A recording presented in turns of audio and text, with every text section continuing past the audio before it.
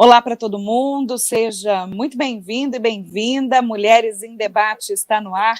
Esse programa que é fruto de parceria entre a Subsecretaria de Políticas Públicas para Mulheres com a Assembleia Legislativa, sempre debatendo temas que afetam diretamente a vida do nosso público-alvo. E nesse mês de maio, que é o mês do trabalhador, nós vamos falar sobre mercado de trabalho e sobre a disparidade existente ainda entre homens e mulheres ocupando aí os mesmos postos de trabalho. Sobre esse assunto e também para tirar dúvidas no âmbito do direito, a gente conversa com a doutora Cândice Arósio, ela que é procuradora do trabalho. Seja muito bem-vinda, obrigada. Obrigada pela oportunidade, é um grande prazer poder debater esse tema tão importante aqui com vocês. E a gente vai conversar também com a doutora Fabiane Ferreira, que é juíza do trabalho. Obrigada pela sua participação. Muito obrigada, uma honra estar aqui nesse programa. Bom, e como todas as edições do Mulheres em Debate, a gente sempre contextualiza com alguns dados e estatísticas sobre o tema que a gente está abordando. Vamos conferir, né, como é que fica a situação das mulheres no mercado de trabalho, sabendo que nós somos a maioria da população. Mesmo estudando mais, as mulheres brasileiras, maioria da população do país, segundo o IBGE, lideram as taxas de desemprego, ganham menos e passam mais tempo ocupadas com tarefas domésticas do que os homens. No quarto trimestre de 2019, o rendimento mensal médio das mulheres foi 22% menor do que o dos homens em todo o Brasil. Na média nacional geral, elas ganharam R$ 1.958 por mês, contra R$ 2.495 dos homens. E não importa se ocupam os mesmos cargos, elas continuam ganhando menos. A cada 10 diretores e gerentes, 4 eram mulheres em 2019, com rendimento médio 29% menor. Os dados são do estudo A Inserção das Mulheres no Mercado de Trabalho, feito pelo DIEESE. De acordo com a instituição, as altas taxas de desemprego vêm sendo registradas no Brasil desde 2016 e atingem também mais as mulheres do que os homens. O drama é ainda maior entre as que são responsáveis pelo domicílio, criam os filhos, pagam as contas e fazem todas as tarefas do lar. Neste grupo, 9,2% das chefes do lar estavam desempregadas, contra 5,1% dos homens. Considerando que 40% das famílias são chefiadas por mulheres no Brasil, remunerações menores do que as dos homens implicam diretamente nos níveis de pobreza das famílias. O salário mais baixo se reflete no valor das aposentadorias. As mulheres receberam no período analisado um benefício 17% menor do que o dos homens.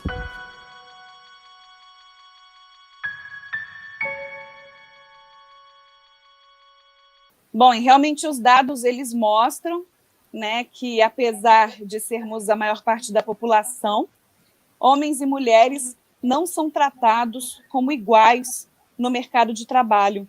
Doutora Cândice, os direitos são os mesmos, né, para os dois, só para ficar claro. Sim, os direitos são os mesmos. O princípio da igualdade, ele, inclusive, é preconizado lá na nossa Constituição Federal.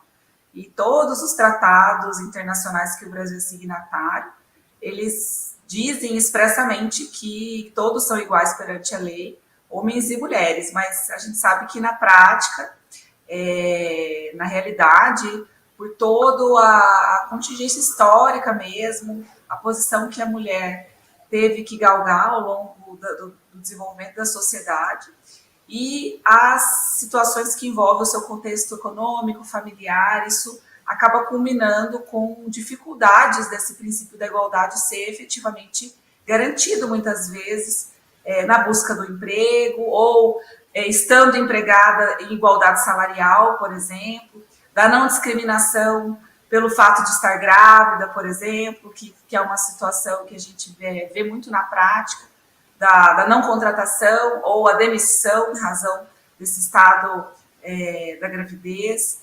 Enfim, são situações que impõem esse peso à mulher, isso na iniciativa privada.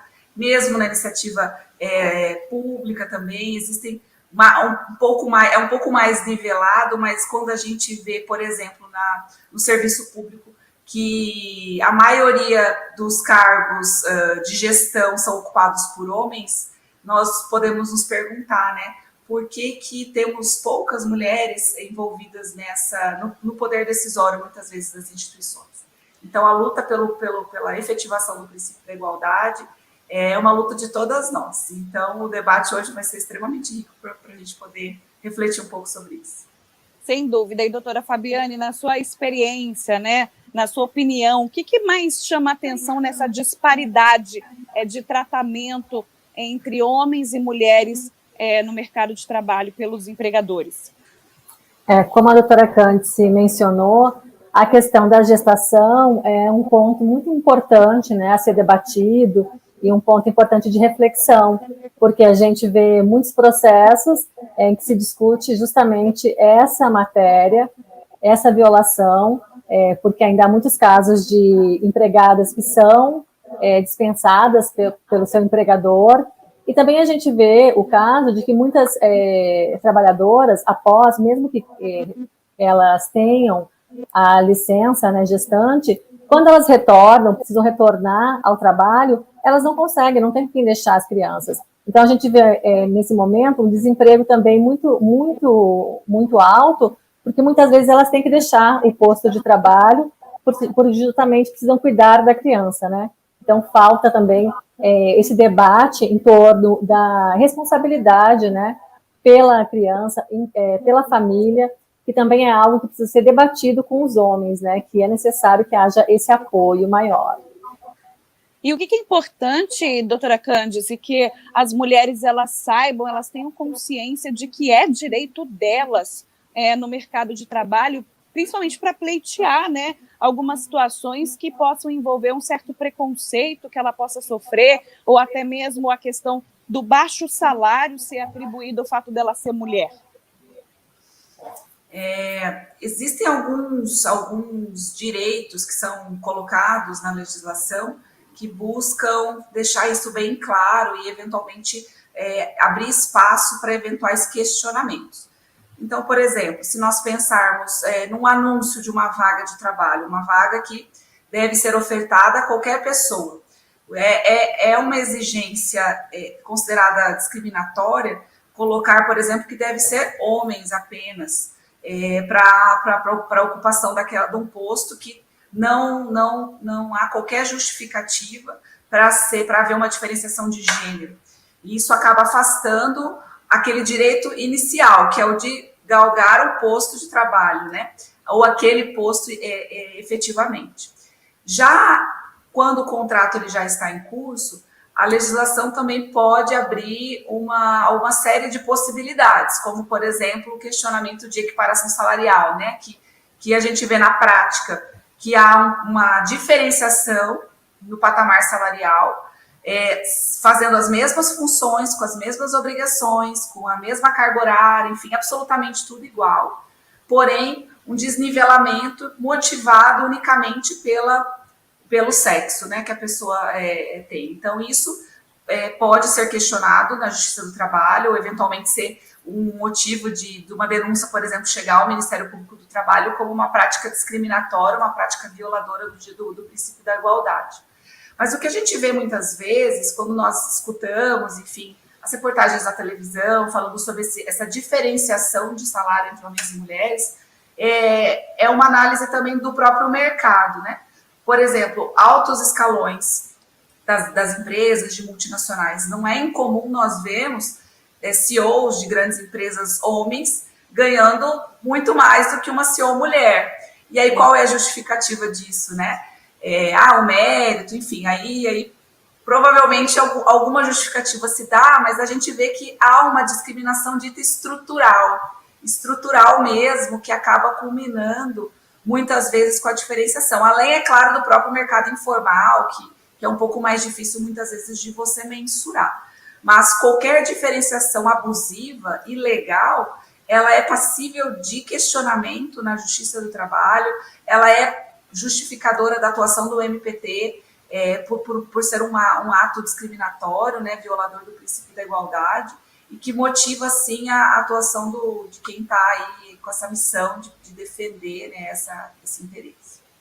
E, doutora Fabiane, até com base na resposta da doutora Cândice, chega até a justiça realmente, de fato, casos desse tipo? O que mais chama atenção no dia a dia de vocês, né, lidando, né, sempre com as denúncias, com os processos? O que mais nessa questão do preconceito e no detrimento aí se o homem é mais competente ou a mulher é menos competente? Como é que isso chega até a justiça? A gente percebe pelas funções que são ocupadas, né, por cada gênero. A gente percebe que quanto mais vai subindo os cargos de gerência, supervisores, há muito mais homens ocupando essas funções do que mulheres. Então, embora os dados demonstrem que as mulheres estudam mais, por mais anos, os homens continuam ocupando esses cargos, e à medida que vão galgando, a gente vê ainda um número muito menor de mulheres ocupando essas posições. Quanto mais, como a doutora Cândice citou, CEO, são poucas, né? Tanto que quando há mulheres nessas funções, dado esse destaque, porque justamente os cargos mais elevados são ocupados muito mais pelos homens. Também que chama bastante atenção ainda são questões de assédio, né? De assédio, tanto de assédio moral, quanto também casos de assédio sexual, em que a mulher também sempre é colocada mais nessa posição do que os homens. Então ainda há aquela cultura, né, cultura machista, de que se pode fazer determinadas brincadeiras, de que aquilo é aceitável e que todas estão de acordo, todas e todos estão de acordo daquele ambiente de trabalho, quando isso não é verdade, né? E muitas vezes, na maioria dos casos que acontece, é que o trabalhador só vai buscar a justiça do trabalho após ele sair do emprego, justamente por ter o temor de ser dispensado, de perder, né, aquela colocação, se ele fizer alguma reclamação durante o contrato de trabalho. Então, a gente vê esses casos, e aí que a gente percebe também que sempre a defesa, no sentido de que aquilo era aceito, que aquilo era simplesmente uma brincadeira, ou também há defesas que vêm tentando trazer aquela desqualificação da mulher, trazendo questões que não têm nenhuma interferência naquilo que aconteceu, e também não vão interferir no julgamento, né? Porque não é a postura, nem o que ela faz fora do ambiente de trabalho que vai interferir, ou que poderia permitir que houvesse aquele tipo de brincadeira, ou de que ela sofresse aquele tipo de violação, né? Olha só, então tem toda essa questão também ligada à denúncia, né, ligada ao processo. Então, a defesa da outra parte fica tentando descredibilizar, colocando que alguns comentários, algumas situações foram colocadas como uma brincadeira e não merecem ser levadas a sério. E isso faz com que as mulheres elas tenham mais medo de fazer uma denúncia, de ir de fato até a justiça. De que forma, por exemplo, que o Ministério Público investiga, né, esses casos de assédio, enfim, né, de maus tratos e até a disparidade salarial relacionada a essa condição de ser mulher? Esse é um ponto, assim, imprescindível de ser discutido. Isso tem sido falado nos últimos tempos de uma forma muito incisiva, em relação à mulher. A questão do abuso sexual, do assédio sexual no ambiente de trabalho e o assédio moral realmente é uma problemática muito grave, sabe? E isso demanda uma sensibilidade e uma postura realmente importante do empregador. Nós entendemos aqui no Ministério Público do Trabalho que faz parte da obrigação do empregador zelar pelo meio ambiente de trabalho seguro e saudável, e certamente isso passa por uma cultura empresarial de respeito não só pelo gênero, mas pela raça, pela opção sexual, enfim, afastando qualquer tipo de situação que possa macular essa relação. Então, o MPT tem uma atuação muito, muito incisiva, importante, tanto de forma promocional, mas de forma repressiva em relação a isso. E nós recebemos denúncias, sim, em relação a isso. E é uma atuação interessante, porque, a rigor, o MPT atua quando há problemas de natureza coletiva, geralmente envolvendo muitos empregados ou uma coletividade que seja grande, digamos assim. E quando a gente fala de assédio moral e assédio sexual, uma única pessoa é capaz de denunciar e deflagrar a atuação do MPT, porque é regra que isso acaba gerando, na verdade, um problema de ordem coletiva naquele ambiente de trabalho. Sim. Então, eu tive um caso prático, assim, por título ilustrativo, quando eu atuava na cidade de Dourados, em que havia um gerente que já tinha 20 anos de empresa, e ele quando eu fui ouvindo as testemunhas ao longo do inquérito civil, todos falaram que ele tinha aquela postura misógina, abusiva, inclusive de cunho sexual mesmo, que foi o que levou a vítima a denunciar o MPT, de passar a mão no cabelo, falar da roupa, falar que a roupa está apertada e que isso, enfim, comentários absolutamente abusivos. E já fazia 20 anos que ele fazia isso na empresa, os vários setores que ele passou, ele fazia isso, e era essa a desculpa, né? A justificativa que a doutora falou, que é uma brincadeira, eu só estava elogiando ela, né? Quando, na verdade, isso já tinha sido aceito, digamos assim, como uma postura normal dele, mas não em relação às vítimas. Então, naquele caso, a vítima acabou deflagrando um processo criminal de abuso sexual, aquela pessoa, o abusador, né, o assediador, sendo demitido por justa causa da empresa, e era uma situação também interessante, porque ele era da CIPA, doutora Fabiane, ainda tinha mais essa, uma causa de estabilidade no emprego, ainda que demandou todo um processo interno para poder motivar a demissão dele por justa causa, né?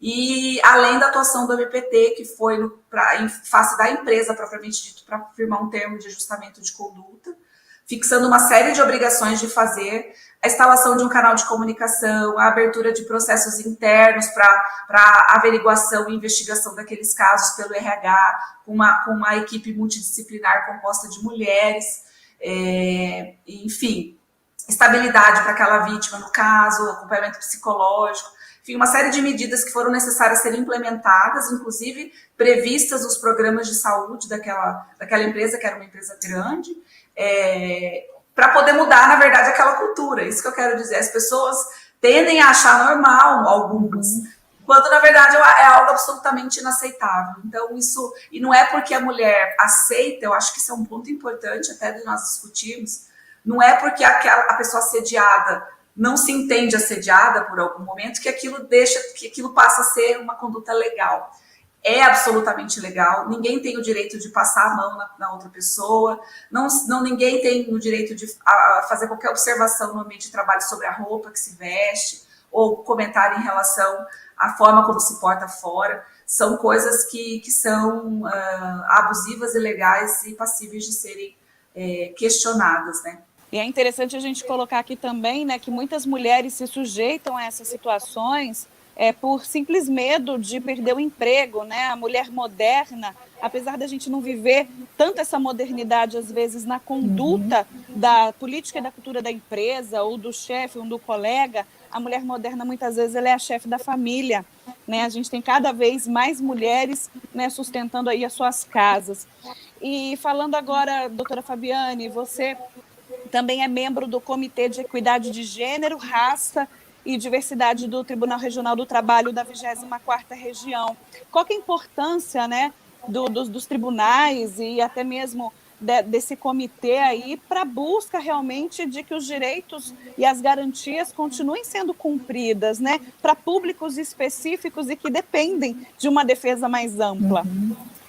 Na verdade, esse comitê é um comitê para essa promoção de equidade dentro do ambiente do tribunal, servidores e magistrados, porque justamente como a doutora Cante colocou no início, também a gente acha que no serviço público isso não ocorre, mas também nós temos ainda diferenças, né? Embora os cargos eles sejam, o acesso se dê por meio de concurso público, também já é evidente que nos cargos mais elevados há uma disparidade, porque há muito mais homens ocupando os cargos mais elevados dos órgãos públicos em geral, e no caso do Poder Judiciário, E também outros casos, né? Tem a questão de raça, que convocou dessa questão do comitê, também de diversidade, questão de pessoas com deficiência. Então, o comitê tem esse objetivo, e, claro, de promover a formação, né, de magistrados e de servidores, o que vai contribuir, evidentemente, na prestação da jurisdição, na prestação da atividade final, né,